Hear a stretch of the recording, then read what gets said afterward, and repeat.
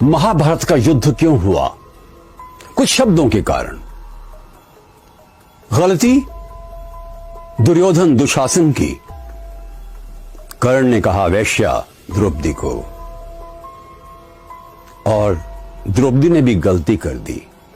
अंधे का बेटा अंधा कह दिया दुर्योधन को, परंतु उसका बड़ा अपमान हुआ भरी सभा में। उसको निर्वस्त्र करने की चेष्टा की गई। वो भूल नहीं सकती थी, बार बार याद दिलाती थी अपने पांचों पतियों को कि तुम्हें बदला लेना है।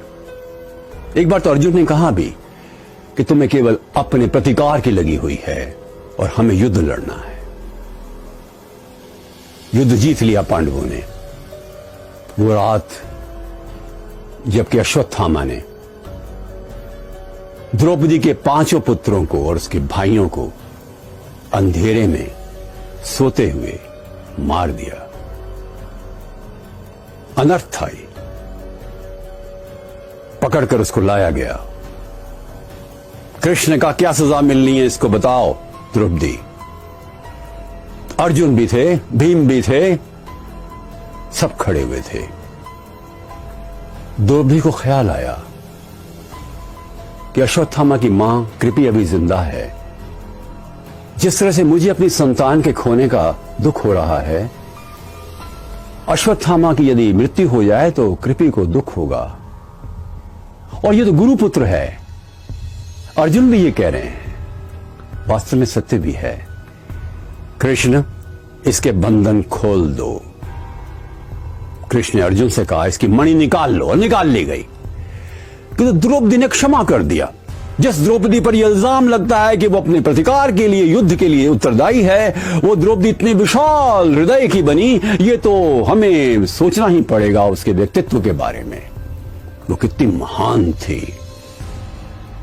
रावण के दरबार में जब अंगद पहुंचते हैं और कहते हैं कि सीता माता को लौटा दो रावण राज, मेरे स्वामी तुम्हें क्षमा कर देंगे, हंसते हुए कहता है रावण, अट्टहास करते हुए, वो तुम्हारा स्वामी बार बार संधि के प्रस्ताव भेजता है। वो कायर है, लड़ना ही नहीं चाहता।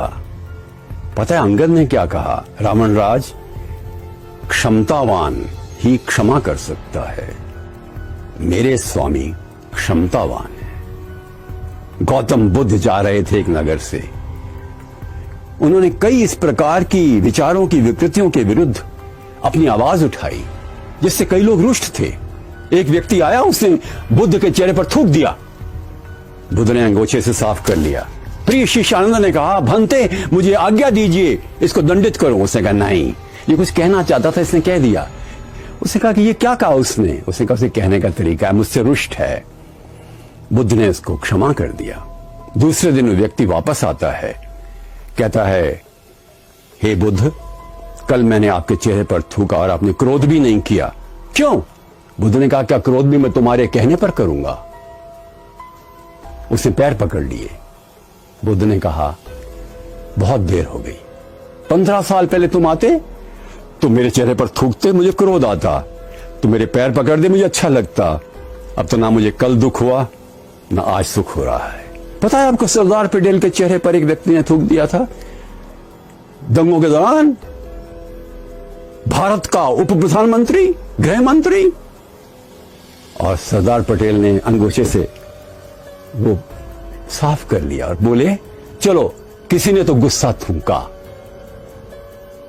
प्रिय मित्रों, क्षमा करना बड़ा कठिन होता है, पर किन्हीं भी दो लोगों में, दो मित्र, पति पत्नी, भाई बहन, बॉस सबॉर्डिनेट, कोई भी लोग हो, any relationship of two, one has to be greater, nobler, stronger, taller. एक को तो अच्छा बनना ही पड़ेगा ना। जिसने सहना सीख लिया उसने रहना सीख लिया, और केवल बड़े दिल के लोग ही क्षमा कर सकते हैं। Forgiveness is very important. और इस प्रकार से हमें इस फॉरगिवनेस को एक रूप देना चाहिए, हमारी आत्मा की आवाज बनाना चाहिए। अमेरिका में जब मैं पढ़ा रहा था तो मैंने एक पुस्तक ली, फॉरगिव एंड फॉरगेट। वो पुस्तक मैंने फ्राइडे को ली थी और सैटरडे की मॉर्निंग तक पढ़ डाली, और मैं 2 दिन तक काफी परेशान रहा। उस किताब को पढ़ने के बाद, वो किताब गजब की थी। उसमें पहला चैप्टर है, अपने मित्रों को क्षमा करो, क्योंकि तुम्हारा साथ दिया उन्होंने, गलती कर दी तो क्या हुआ। अपने शत्रुओं को क्षमा करो, क्योंकि उनके कारण से तुमने स्वस्थ प्रतियोगिता करके अपने आप को आगे बढ़ाया है। वो तुमसे ईर्ष्या करते हैं। अपने बॉस को क्षमा करो, क्योंकि वो तनाव में रहता है। अपने सबॉर्डिनेट्स को क्षमा करो, अधीनस्थों को क्षमा करो, उतने तनाव में वो नहीं रहते। जिम्मेदारियां जो तुम्हारी हैं उसकी नहीं है। अपने कुलीग्स को क्षमा करो, क्योंकि हो सकता है ईर्ष्यावश वो तुमसे द्वेष करते हो। अपने भाई बहनों को क्षमा करो, उनके साथ तो प्यार की जिंदगी गुजारी है, जीवन साथी है वो, क्या हुआ अगर कभी कुछ कह दिया तो। पर अगले 3 अध्याय काफी कठिन थे पढ़ने में। अपने माता पिता को क्षमा करो, जिन्होंने प्यार दिया है, कई बार कटु भी हो सकते हैं।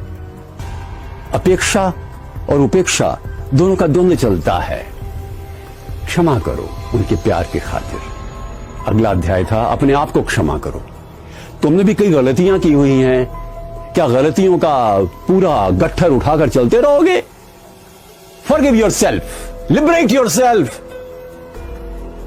From the burden of guilt. पर आखिरी चैप्टर चुनौतीपूर्ण था। तुम्हें नाराजगी है भगवान से कि उसने तुम्हारे साथ अन्याय किया, तुम्हें अवसर नहीं दिए, तुम्हारे साथ ऐसा व्यवहार किया जो एक भक्त के लिए अच्छा नहीं था। उसे भी क्षमा कर दो। My God, me for giving my God, my mentor, my master, my inspirer. परंतु पुस्तक को पढ़ने के बाद लगता है कि शायद when we grow up, we really develop in ourselves a capacity to tolerate and forgive.